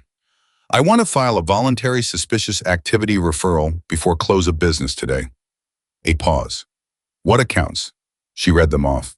Another pause, longer. She could hear him typing. "Ms. Carter, can you hold for a moment?" "Of course," she said. She watched Adrian across the room on a different call, speaking quietly. His back was to her, but she could read the rhythm of the conversation. The brief, decisive sentences, the pauses where he was listening carefully, the one moment where he said something that made the pause on the other end go long before the conversation resumed. Thomas Brandt came back on the line. "Ms. Carter, I'm going to need to transfer you to our fraud and compliance director. Would you be willing to hold?" "Yes," she said. She was on hold for 8 minutes. In those 8 minutes, Adrian finished his call, sent 4 emails in rapid succession, made a second call that lasted 90 seconds, and then came and sat across from her at the conference table with 2 bottles of water, neither of which he'd asked her if she wanted. She took one without commenting. The compliance director at First Midwest picked up. Her name was Sandra Foley, and her voice was the voice of a woman who had spent 20 years looking for exactly the kind of documentation Olivia was about to describe. The call took 11 minutes. At the end of it, Sandra Foley said, "Ms. Carter, I'm going to need your contact information, and I'll need you available for a follow-up call tomorrow morning." "I'll be available," Olivia said. She hung up. Adrian was watching her. "Done," she said. "The accounts are flagged. Compliance director is escalating to their fraud team tonight," she said. "Victor won't be moving money through First Midwest before morning." "That's 3 of his 4 liquid channels," Adrian said. "The 4th runs through a firm in Delaware I've already contacted through Webb's office."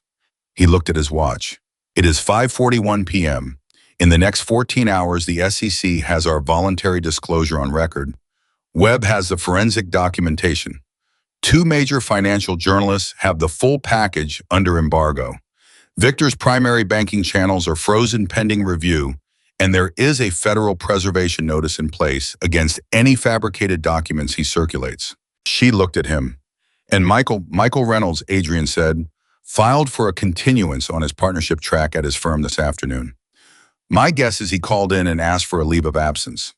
"He ran," she said. "He made a calculation," Adrian said, "which suggests he understood in that lobby today that whatever Victor promised him wasn't worth what was coming." She sat back in her chair. The adrenaline that had been running through her system since Victor Crane's phone call was beginning to metabolize, and what replaced it was a specific kind of exhaustion. Not tired, but the feeling of having run a very fast mile and come to the finish line, and stood there trying to understand that it was over. Except it wasn't over. "Victor said I have no idea what I've started," she said. "You have a very good idea," Adrian said. He sounded different on that second call. The first call this morning, he was controlled. He was working a strategy. The second call, there was something underneath it. Something that wasn't strategic. She looked at Adrian. He was scared. "Victor Crane has been operating with impunity for 15 years, Adrian said. "He's never been directly exposed. He's always had enough distance between himself and the visible actions that he could deflect. Wait, tonight that changed. Because of the Creston documentation. Because of you," Adrian said. And the way he said it was not romantic, not flattering. It was simply the accurate attribution of cause. "He's going to try something else," she said. "He's not the kind of person who stops because the first plan failed. He's going to recalibrate." "Yes," Adrian said. "Do you know what?" "Not yet, but I have to guess." He stood, walked to the window. Victor's leverage over Michael was the debt. Michael owed money to people connected to Victor's network. Without that debt, Michael has no reason to cooperate. But if Victor calls in, the debt accelerates the repayment. Michael becomes desperate again. Desperate people make choices that aren't strategic. She understood what he was saying. You think Victor will try to push Michael into doing something extreme, something that can't be walked back. "I think Victor will destroy a tool he can no longer use," Adrian said. "And I think Michael is going to find out very quickly that the relationship was never about mutual benefit." We need to warn Michael, she said. Adrian turned from the window and looked at her. He came to your office today and lied to your face, he said. I know, she said, and Victor is going to use him up and throw him away. And whatever Michael has done, I don't want that on my hands. Adrian held her gaze for a moment. Then he said, your call. There it was again. She was starting to think those two words might be the most significant thing he said to her more consistently than anything else. Not your problem, not your business, not let me handle it. Your call. She picked up her phone, dialed Michael's number. It rang 4 times and went to voicemail. Michael, she said, this is Olivia. I know you're not going to want to hear this from me, but Victor Crane is going to try to collect on whatever he's promised you, and he's not going to protect you in exchange. Get an attorney tonight, not someone through your firm, someone independent, someone who doesn't know your firm. And don't talk to anyone connected to Victor before you do. She paused. I'm not saying this because I forgive you for what you did. I'm saying it because I'm a different kind of person than either of you assumed. Take care of yourself. She ended the call. Adrian said nothing for several seconds. Then that was generous. It was practical, she said. If Michael cooperates with Webb's office, it strengthens the federal case against Victor. The more walls close on Victor tonight, the better. Yes, he said, that's also true. She looked at him. You can say both things are true at the same time. I know, he said. I was giving you the practical one because I thought you'd prefer it. I would, she said, but I can hold complexity. I'm learning that, he said. Her phone buzzed. She looked at it. A text from an unknown number different from the ones before, a Chicago area code she didn't recognize. The message said, you should ask Blackwood what happened to Thomas Crane, Victor's son. Ask him tonight before this goes any further. She read it twice. Then she turned the phone and showed Adrian. He read it. His expression didn't change. Not a muscle. But the quality of stillness that descended over him was different from his usual stillness, heavier like something had just landed. Thomas Crane, she said. Victor's son. Who is he? A pause. A long one. He was 26, Adrian said. 4 years ago. She registered the past tense immediately. What happened? I was part of his father's operation, Adrian said, his voice even and careful. Running money. He got caught between 2 factions arguing over territory. He was shot outside a parking structure in Wicker Park. He stopped. My people were there that night. Not for Thomas, they were there because of a shipment we were trying to document for the federal case. They didn't pull the trigger. But they were present. But, she said, but Victor has always believed otherwise, Adrian said.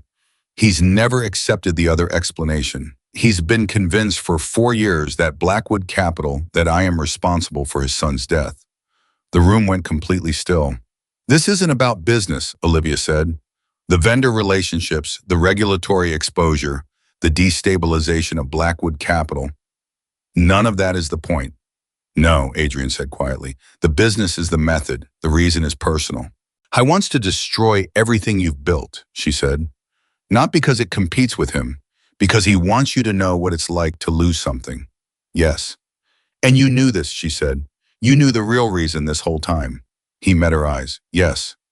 Why didn't you tell me? Because telling you meant telling you that you had been pulled into a situation that was never about money or markets, he said. That you were standing in the middle of a 4-year grief that had been weaponized. That the real target was always something more. He stopped. Chose the word carefully, something more personal than a business rivalry. More personal, she said. Meaning me. He said nothing. He found out we'd been in contact, she said. And he used Michael to make sure you knew that I was important to you enough that targeting me would hurt in the way he wants to hurt you. She stood up. I'm not just leverage for a business play. I'm the equivalent of what he lost. He's going to try to take me away from you the way he thinks you took Thomas from him. Adrian's composure finally briefly broke. Not dramatically. Nothing about this man was dramatic. But his jaw tightened and he turned away from her for a moment. And when he turned back, and there was something in his face that was raw in the way of something that has been kept internal for a very long time. I tried to keep you out of this, he said, from the moment I realized who Victor was using and why. You kept information from me, she said. I protected you from a weight I didn't think you'd chosen to carry. You don't get to decide that, she said. Her voice was controlled. She wasn't angry, she was something more precise than angry.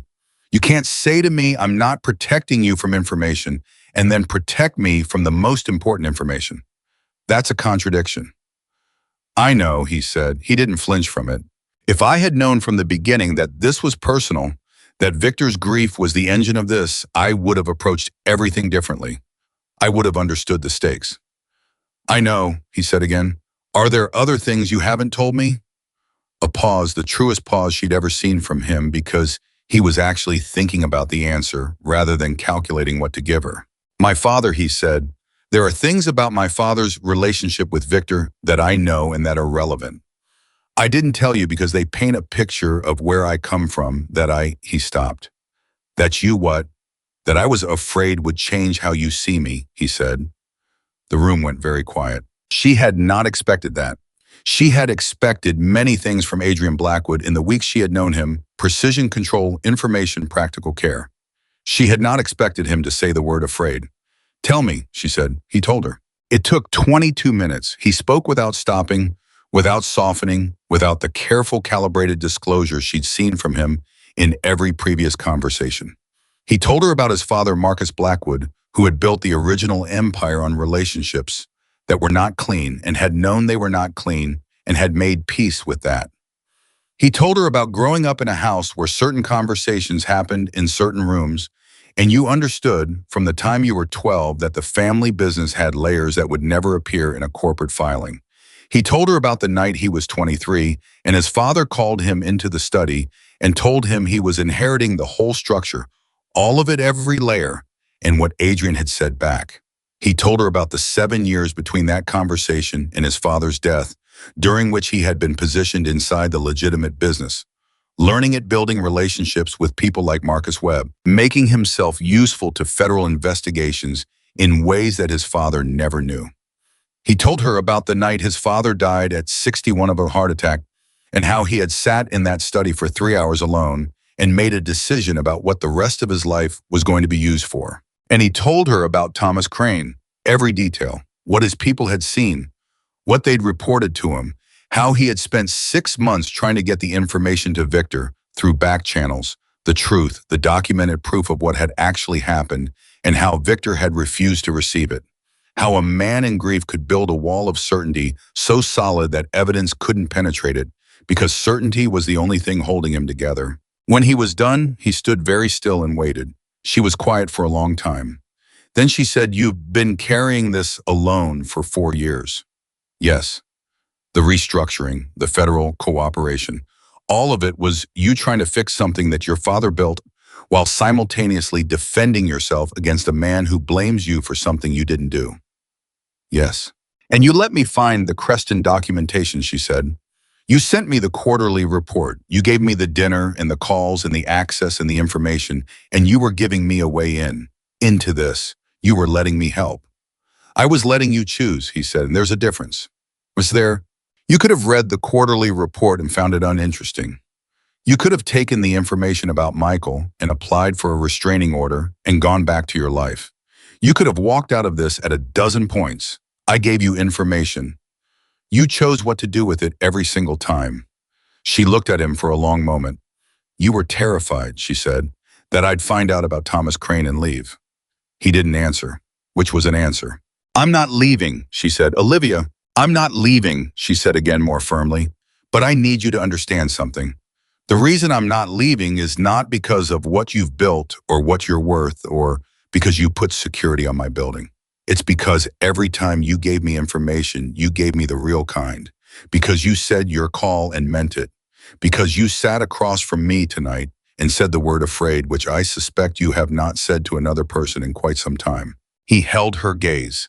There was something in his eyes that she hadn't seen before, not in the hotel hallway, not at dinner, not in all the texts and calls and structured silences, something that was not controlled, something that had been waiting behind the restructuring and the federal cooperation and the $9 billion empire for a very long time. Victor knows we're in contact, she said. He's going to move tonight. Whatever he's recalibrated to, it's going to happen tonight or tomorrow morning before the story breaks. Yes, Adrian said. He pulled himself back. The moment resealed, but not all the way. She noticed it didn't close entirely the way it used to. My security team is at your building. Webb's office is on standby. The only variable I can't account for is Michael. Her phone lit up. Text from Michael's number. She picked it up. It said he called. Victor called me 20 minutes ago. He said if I don't do something tonight, he's going to give my name to the people I owe money to and tell them I've been cooperating with federal investigators. I haven't been. But they'll believe him, Olivia. I don't know what to do, she showed Adrian. He read it, stood immediately. Call him back right now, keep him on the phone. He was already dialing his own phone. Webb needs to know about this call from Victor tonight. If Victor threatened Michael, that's witness tampering, and it changes the timeline of what the federal office can do tonight. She called Michael. He answered on the first ring. Michael, she said, listen to me very carefully. Do not do anything Victor has asked. Don't leave your apartment. Do you have an attorney? Not yet. I call one tonight. Right now after this call, I'm going to give you a name. She looked at Adrian. He held up 3 fingers and mouthed the name. She said it. That attorney. Tell him Olivia Carter referred you and tell him everything. Everything, Michael. Not the version that makes you look better. Everything. Why are you helping me? Michael said. His voice sounded thin, stripped of the performance she had associated with him for 3 years. Because Victor Crane just threatened you with something that could get you killed, she said. And because I need you alive and talking to federal investigators more than I need you to suffer. A beat. And because you were a person before you were his instrument, and I'm choosing to remember that. Silence on the line, long enough that she thought he'd hung up. Then Michael said, I'm sorry, Olivia, for all of it. I know that doesn't. Call the attorney, she said, tonight. She ended the call. Adrian was still on his phone. He held up one finger 1 minute. She waited. When he lowered the phone, his eyes were alert in a way that told her something had just shifted. Webb's office has been granted emergency authorization, he said. They're moving on Victor tonight. Olivia, they've been building this case for 18 months. What we filed today was the last piece. They had everything else. They just needed the documented financial chain. She stared at him. They're arresting him tonight. They're executing a search warrant tonight, he said carefully. An arrest follows from what they find. It's over, she said. The legal part is beginning, he said, which means, yes, for us, this part is over. She sat down, not because her knees were weak, she was past that. She sat down because the last several hours had moved at a speed that the human body needed a moment to absorb. She pressed her hands flat on the conference table and breathed. Adrian came and sat across from her, not beside her, across, giving her the room. Are you all right? He said. It was the same question he had asked in the hotel hallway. In the same even tone, the question that had surprised her the first time coming from a stranger who had just been kissed without warning. Yes, she said, and unlike the first time she said it, this time it was simply true. He nodded. They sat in silence for a moment. Outside, 38 floors down, Chicago was running its machinery with complete indifference. The photograph, she said, on the credenza. Who is it? He looked at the photograph, then back at her. My mother, he said. She left when I was 8. She didn't want the life my father had built. She was right not to want it. Where is she now? Portland, he said. She teaches high school English. We talk twice a year. Do you wish it were more? He thought about it. Yes, he said, but I understand why it isn't. Some decisions have a weight that doesn't lift just because the original situation has changed. She looked at him. At this man who had inherited a weight he hadn't chosen and spent his adult life restructuring it into something that could stand in the light. Who had told her the truth tonight, all of it, because she'd asked and he'd decided she deserved it. Some decisions do lift, she said quietly. He looked at her steadily for a long moment. Yes, he said, some do. Her phone buzzed. A news alert. She looked at it and then turned the screen so he could see. Chicago Tribune breaking news notification. Federal agents execute search warrant at the offices of Crane Capital Management in connection with an ongoing securities fraud investigation. It was 7:49 p.m., 14 hours after she had shown him what she'd found in a Delaware filing at 2 in the morning. She put the phone face down on the table. 90 minutes, she said. Give or take, he said. She almost laughed. Almost. I need to go home, she said. I need to sleep for approximately 12 hours, and then I need to figure out if I still have a functional job. You have a functional job, he said. I made sure of that this afternoon. She looked at him. The partners at Meridian, he said. I called them directly. I explained that Michael Reynolds had been making unsubstantiated contact with them about you in connection with a federal investigation, and that any future contact from him or from associates of Victor Crane should be reported to the firm's legal team immediately. They were, he paused, choosing the word receptive. You called my managing partners. To protect your professional standing, yes. Did you ask me first? A pause. No, he said. She looked at him. Adrian.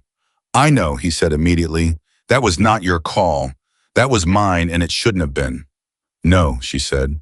It shouldn't. But she said it without heat because she could see he already knew it, and she was too tired to perform an anger she didn't actually feel. Don't do that again. I won't, he said. Good. She stood, picked up her bag. Have your driver take me home? Of course, he reached for his phone. Adrian. She stopped at the edge of the conference table. He looked up. The thing you were afraid of. That telling me about your father and about Thomas Crane would change how I see you. She held his gaze.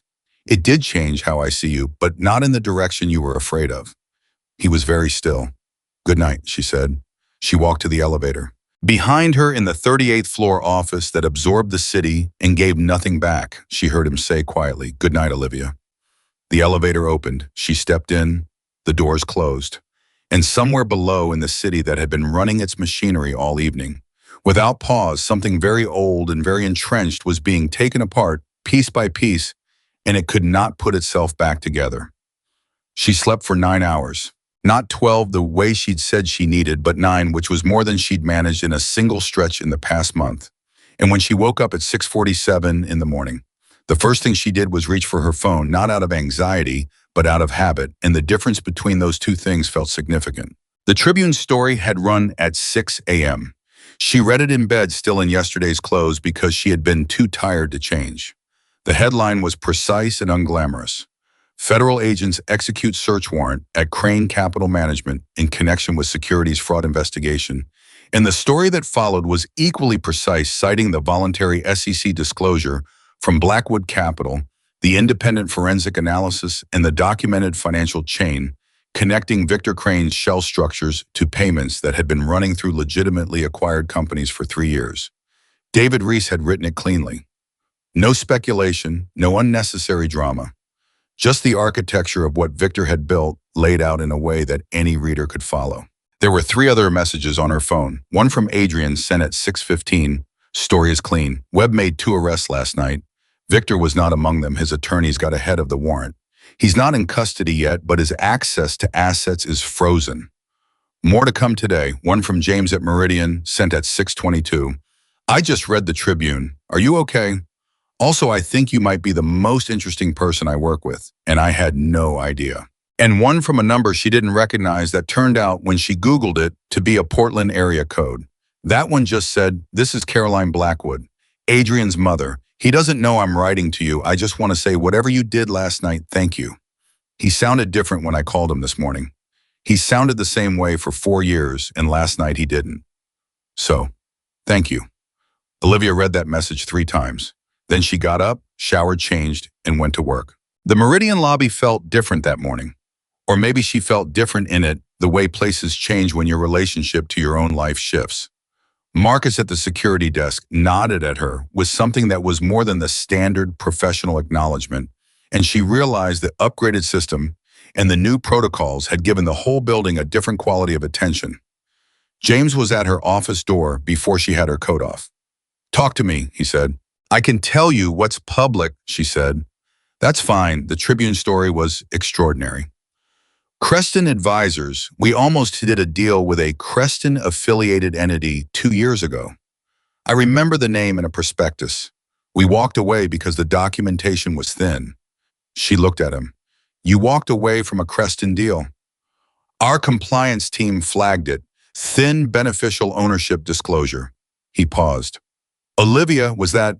It may have been connected, she said carefully. I document that memory and send it to your attorney today, just in case Webb's team wants context. James stared at her for a moment. Then he said, You've changed in the last 3 weeks.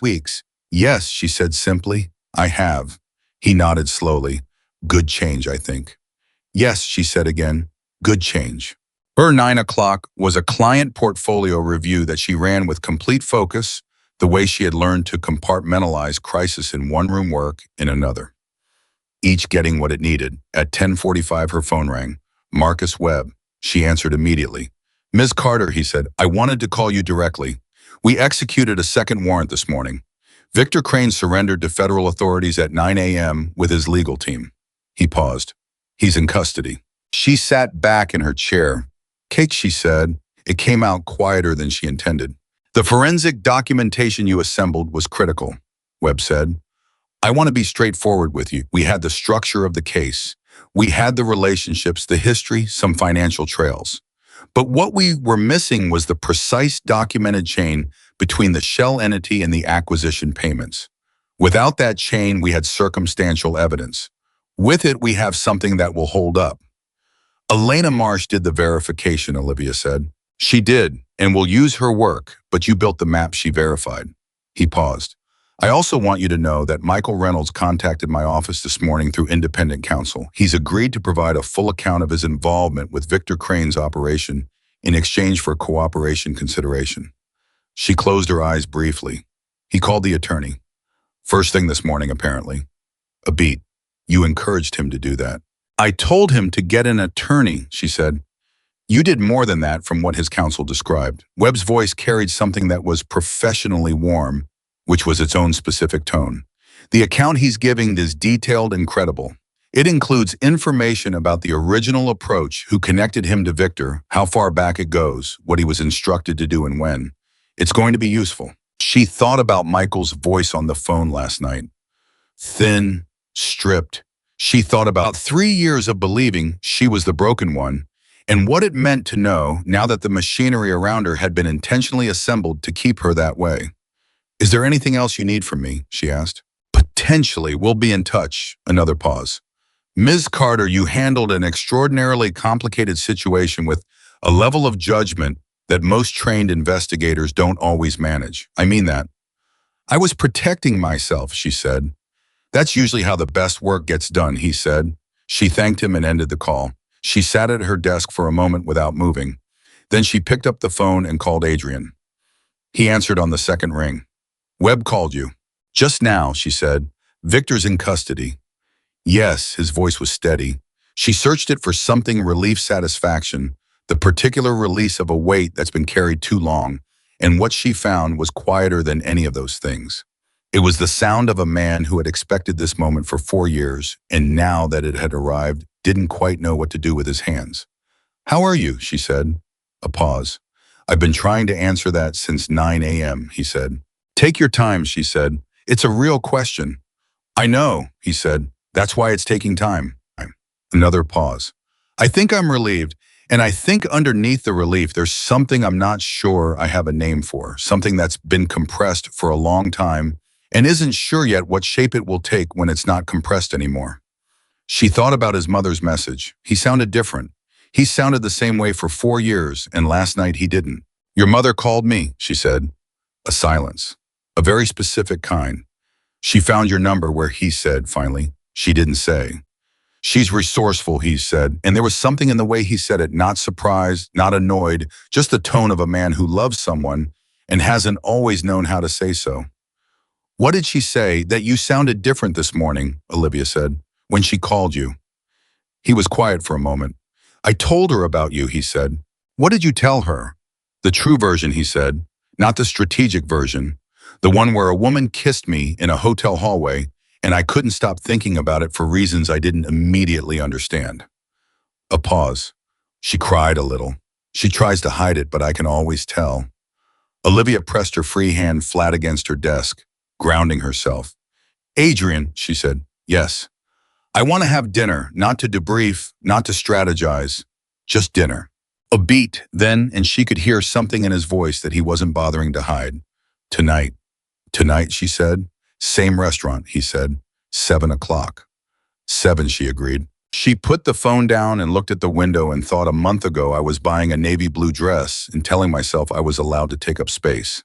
And now the man who built the thing that was meant to destroy me is in federal custody, and the man I accidentally kissed in a hotel hallway just told his mother about me with the true version, and I have a dinner reservation at 7.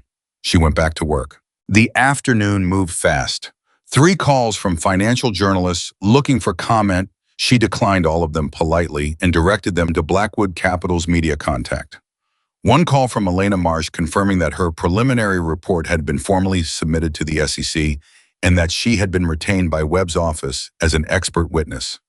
1 email from Meridian's managing partner, Robert Chen, asking if she had time for a conversation this week. She replied, "Tomorrow morning 9 a.m. works for me." She sent it and thought nothing of it until Dana appeared at her door at 4:30 and said, "Robert's been in closed-door meetings all afternoon. Word is they're restructuring the senior analyst team. There's a new role they're creating." She paused meaningfully. "I'm sure it'll be fine," Olivia said. "Olivia," Dana said, "you just helped bring down a federal securities fraud case. You're in the Tribune. Robert Chen wants to meet with you tomorrow. It's going to be more than fine." Olivia looked at her. "Don't get ahead of things." "I'm a financial analyst," Dana said. "Getting ahead of things is my job." She disappeared. Olivia almost smiled. At 5:55, she left the building and walked the 3 blocks to the L stop without looking over her shoulder because she didn't need to anymore. She noticed the absence of that habit, the way you notice a sound that stopped, the way quiet becomes audible when you realize it's replaced something loud. She got home at 6:20, changed into the navy dress. The same one. She stood in front of the mirror for a moment. A woman in a navy dress, same dress, different woman, same city, different configuration of everything. She thought about the version of herself 3 weeks ago who had stood at this mirror telling herself she was allowed to take up space. And she thought about how limited that permission had been even then. How tentative, allowed, as if space were something granted rather than something she simply occupied. She didn't feel tentative tonight. She arrived at the restaurant at 6:58. The host took her coat. She was led to the same corner table with the same sight lines to the entrance and the kitchen, and she sat down and thought, he chose this table again. He always knows where the exits are, and he always makes sure I have them too.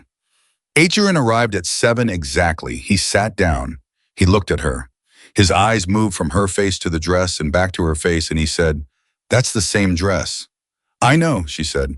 "You wore it to the Drake Hotel." "I bought it for a fresh start," she said. "I figured it still applied." Something moved through his expression. "Yes," he said, "it does." They ordered. They ate. They talked. And the difference between this dinner and the first one was not that they knew more, though they did, but that there was nothing underneath the conversation that was being managed. No strategic layer, no information being weighed and portioned. Just 2 people who had spent 3 weeks in the middle of something and had come out the other side and were now sitting across from each other in the clear. "What happens to your business now?" she asked. "The restructuring. Without Victor applying pressure, does that change anything?" "It accelerates it," he said. "The last pieces I was moving carefully because any mistake gave Victor a lever. Without that threat, I can move faster. There are 3 legacy contracts I can dissolve by end of quarter, and 2 board positions I've been maintaining out of political caution that I can restructure." He paused. "It means the business that comes out the other side will be completely mine. Nothing inherited, nothing I have to apologize for." "Is that what you wanted when you sat in your father's study that night?" "I wanted to not be what he built," he said. "I didn't know yet what I wanted to be instead. I think I've been figuring that out in pieces." "And now," she said. He looked at her. "I have a clearer picture than I did a month ago," he said. She held his gaze. "Tell me about your father," she said. "Not the version from last night, the one you'd been carrying and needed to set down. Tell me about who he was before he became a weight." I was quiet for a moment. Then he started talking. And what came out was something she hadn't expected, not the architecture of a criminal enterprise, not the careful account she'd heard the night before, but a person. A man who had grown up in a Chicago that no longer existed, who had been very smart and very ambitious and had made choices in a world that didn't offer the options it offers now. Who had loved Adrian's mother in a way that hadn't been enough to make him different, but had been real. Who had sat in the hospital the week before he died and told Adrian that the most important things he had done in his life were the ones that hadn't been about power. "Did you believe him?" Olivia asked. "At the time, I thought he was trying to make himself feel better," Adrian said. "Now I think he was telling me something true that he had figured out too late." He picked up his water glass. "He would have liked you." Would he? You would have infuriated him, Adrian said, and there was something in his voice that was entirely and unmistakably warm. He liked people who couldn't be managed. He spent his whole life trying to manage everything, and he deeply respected anyone who resisted it. That's almost a compliment, she said. It was meant as one, he said. She looked at him across the table. This man who had been described to her in the language of wolves in power and darkness, who had turned out to be a person trying very hard to become something his father couldn't imagine and his enemies wouldn't forgive, who said your call and meant it, who ran a background check on everyone and had sent her a quarterly report with one underlined sentence because he wanted to see what she could do. I have a meeting tomorrow with Robert Chen, she said. I know, he said. She looked at him. I didn't arrange it, he said immediately. But I'm aware of what they're discussing. Meridian has been talking about expanding their independent advisory division for 8 months. The timing is coincidental, or he paused. The timing is that the right person became visible at the right moment. A new role, she said. If you want it, he said. And if the terms are right, which they will need to be, or it's not worth taking. Are you going to tell me what to do with my career now, she said. One eyebrow up. No, I was going to tell you to negotiate hard because you have more leverage than you know, and I've watched you underestimate that in every interaction we've had. He paused. That's not telling you what to do. That's information. She considered this. Fair distinction, she said. Thank you, he said.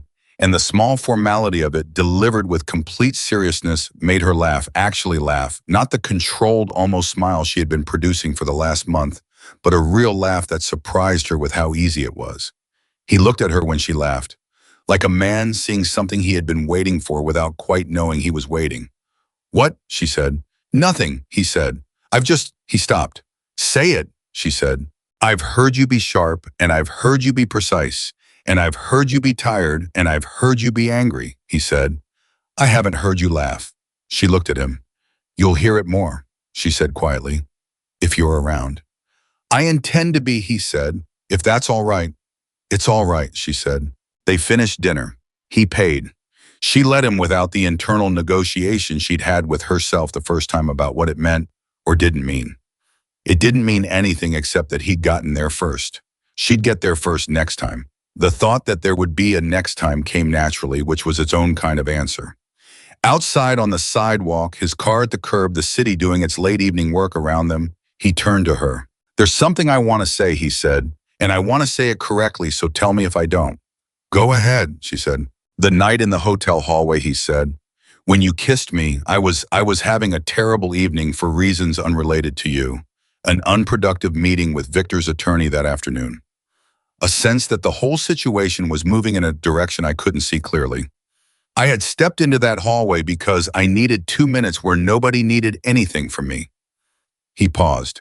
And then you came around the corner at full speed with something chasing you, and you grabbed me and you kissed me, and the whole absurdity of it, the sheer specific absurdity of that moment, was the first time I had felt anything other than weight in a very long time. He held her gaze. I know you were scared. I know it wasn't about me, but I want you to know that it was a gift. Not the kiss specifically, just being seen as a person who could be useful to a stranger rather than a function of my own reputation. Just that.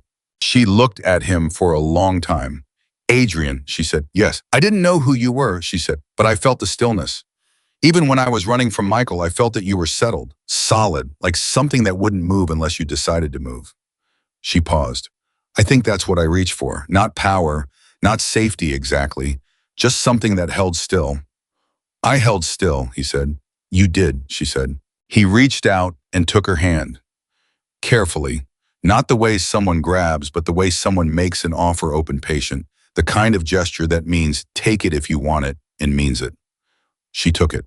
They stood on the sidewalk for a moment in the February cold. That was exactly as cold as it had been the night of the gala, the city making its noise around them. And it was not a dramatic moment. It was not the kind of moment that gets written about in breathless terms. It was just two people who had been through something significant, standing on a sidewalk holding hands, and the simplicity of it was exactly right. Your mother, she said. Portland. Have you called her back since this morning? No, he said. Call her tomorrow, she said. The real version, not twice a year. He looked at her. You're giving me instructions now. Information, she said. That's all. What you do with it is your call. He almost smiled. Noted, he said. His driver got out of the car and stood at the rear door. Adrian looked at her. I'll take the L, she said. I know, he said. Good night, Adrian. Good night, Olivia. She walked toward the L stop. She did not look back the same as she hadn't looked back in the hotel hallway a month ago. But this time the not looking back was different. It wasn't the controlled discipline of someone forcing themselves to keep moving. It was the easy not looking back of someone who knows exactly where they're going and isn't running from anything. 3 weeks later, she sat across from Robert Chen in the Meridian conference room and accepted the position of head of independent advisory, a new role built around the work she'd been doing anyway with a title and a team, and terms she had negotiated with the particular focus of a woman who knew her leverage and used it cleanly. Robert Chen shook her hand and said, You've been here 6 years, and I feel like I'm only just now seeing what you're capable of. You were seeing it, she said. You just had less context, he laughed.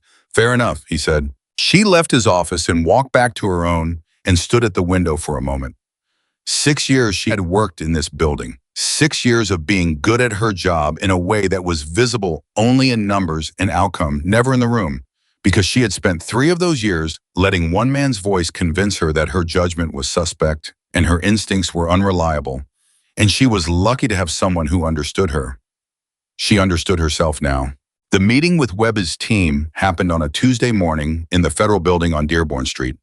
Olivia sat at a conference table with Webb and 2 other investigators and walked them through the Creston documentation layer by layer the way she had assembled it. The questions were good questions, precise, aimed at the architecture of what she'd found rather than the drama of how she'd found it. She answered them in the same register. Professional, certain. At the end, Webb said, Ms. Carter, we may ask you to testify as to your methodology if this goes to trial. I'll testify, she said without hesitation. You're sure it puts you more visibly in the proceedings? I'm sure, she said. The methodology is sound, and I'd like to explain it in a room where Victor Crane can hear it. Webb looked at her for a moment. Then he said, I'll be in touch. She walked out of the Federal Building into the March air, which was still cold but had that particular quality of early Chicago spring. The sense that something is beginning to move underneath the surface, that the city is waking up and deciding to be warm again. Her phone rang. Adrian. How was Webb? He said. Good, she said. I agreed to testify if it goes to trial. A pause. You're sure? You're the 3rd person to ask me that today, she said. Yes, I'm sure. I know you're sure, he said. I was asking because I wanted to hear you say it. Why so? Because 6 weeks ago you were running down a hotel hallway trying to be invisible, he said. And now you're volunteering to stand in a federal courtroom and explain securities fraud methodology to a jury. I wanted to hear what that sounds like in your voice. She stopped walking, stood on the Dearborn Street sidewalk in the March cold, and thought about that. It sounds like me, she said finally. Yes, he said, it does. Are you outside your building, she said. I can see Blackwood Capitol from here.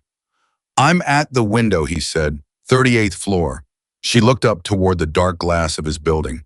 Couldn't see him from this angle, couldn't see anything except the reflection of the sky. But she looked anyway. Have lunch with me, she said. I have a 1 o'clock. Move it, she said. A pause. Then it's moved. Where? Somewhere with a sign out front, she said. I want to eat somewhere that regular people can find. A short silence that contained what she had come to understand was his version of laughing. I know a place, he said. 15 minutes. 15 minutes, she said. She put the phone in her pocket and walked.